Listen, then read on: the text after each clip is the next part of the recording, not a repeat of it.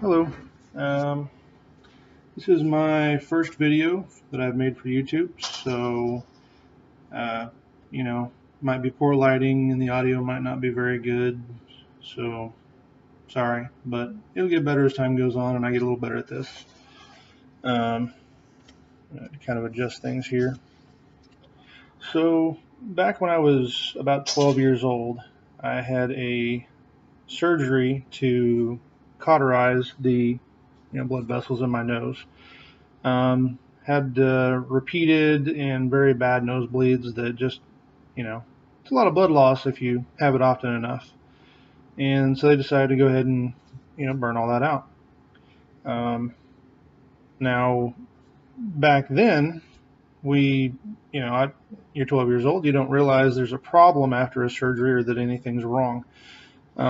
My particular issue is that they actually burn a hole through my septum. And if you don't know what that is, the center part of your nose, it goes and divides your nostrils all the way back, is a septum. I'm thinking you probably know that if you're here, watching this video. And maybe you're thinking about getting a septal button. So I have one now. It's currently installed. It was put in yesterday. I'm not very happy with it, and I'm going to tell you why. The perforation in my septum is at about this point right here. Probably an inch or better, inch and a half inside my nasal cavity there. But still, if you were to look up into my nostrils, you could see where it was, and definitely with the button in there, you can definitely see the button. It's probably an inch and a quarter diameter as far as the button's concerned. The actual perforation is only about 3/8 or a half of an inch. It's enough that it creates an annoying sensation in the wintertime. Cold air goes through there, it dries out, it occasionally causes a nosebleed, and it causes pain my nasal cavity. So I thought, man, let me get this fixed. So I discussed with my ENT doc what my options were, and they decided that the inexpensive route is to go with a septal button. And I thought, hey, we'll check this out, and I don't have to go under it. I don't have to do surgery. I can walk in, put it in, and go. So I had mine put in yesterday at about 10 or 11 in the morning. Oh no, sorry, about 1 in the afternoon. I'm actually having it removed tomorrow at 10 in the morning.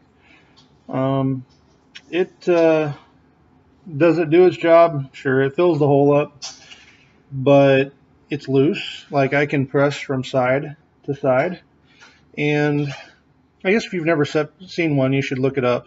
It's 2 flaps that are side by side, and at the very center, there's a piece connecting them. Just imagine a spool of wire. It's just narrower and made out of silicone. So the problems that I see with this is, and see, I don't know if there's other varieties. Maybe my doctor didn't order the right size, or I don't know. But I'm definitely getting it removed.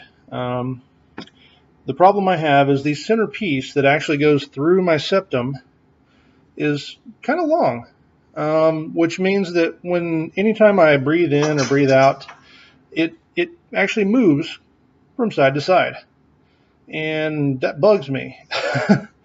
Not so much like when I'm just sitting here breathing, but if I get to breathing very hard, or if I sneeze or anything like that, it moves around and it irritates. I guess there's nerve endings in there that it's irritating, and that creates a situation where I want to sneeze more, or my nose starts running real bad, and then my eyes start watering. And when you're dealing with stuff like that, it's just not acceptable. You need to be able to focus on what you're doing. And I've got to stop and go run in the bathroom for a couple of minutes, deal with all that, and then come back to work. And, just in the last 2 days, days since I got this, 2 days of work, I don't feel like I've been very productive. And I know some people are going to say, hey, you got to give it more time, you got to get used to it. And, to some extent I do agree, but I'm going to kind of explain why I'm not Not going to do that, at least in this situation. So in addition to it having kind of a long dividing piece, the flap that goes out and around the hole is kind of big. And if I breathe in real fast, my left side nostril, the flap actually kind of closes my nostril off, and it just kind of flaps back, and it's like a valve on a some sort of high pressure system just locking up, and that's not good. Especially if I want to go exercise, it's not going to work.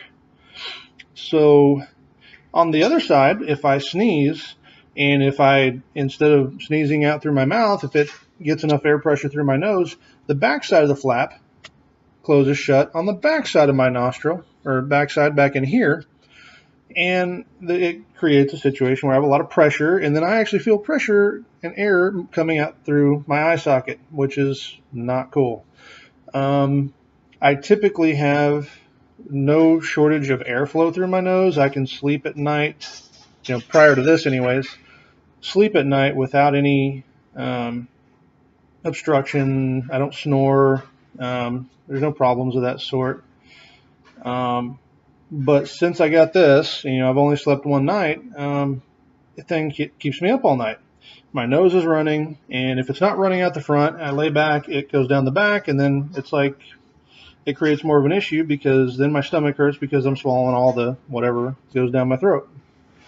So my stomach's been hurting since yesterday night. My cat is going nuts here. He's making a lot of noise. Anyways, so that's a few of the problems I've had. I think that there could be, maybe I got the wrong button. Maybe there's a better one. Maybe it fits better. My expectation was that this was going to be a tighter fit around the perforation in my nasal cavity here. Hold on. Anyways, but it's not. So whether that's my doctor's fault for not putting the right one in, or maybe they just don't make any other options. I'll take my cat's play toy away. Anyways, all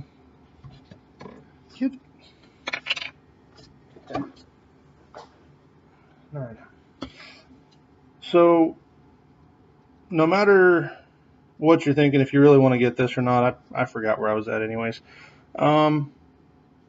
It's not for me, because there's ways I've dealt with this over the years that are less problematic and less irritating than this. And there's going to be bad times anyways, no matter what, with a problem like that, but they're not horrible. So I'm just saying, if you think you want to get one, you need to weigh in how much it's going to affect you.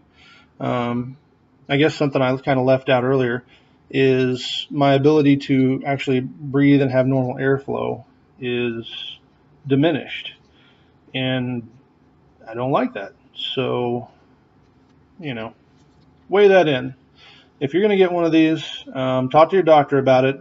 If ask him if maybe there's other sizes that'll fit better or whatever. Don't ask me what doctor I went to. I'm not going to tell you, because I'm not here to, put out bad PR on someone or anything like that. I just want you to know that, I didn't find any YouTube videos that were people really discussing this. I found lots of doctor, placed videos that are informational, but not any of someone who's had it talking about their experience with it. So anyways, I thought I'd make one. If you have any questions, ask in the comments, and I will, respond to them as I get time. YouTube's kind of a new thing for me to start out with here, so hey, looks like I'm going to end it right at 10 minutes. Goodbye.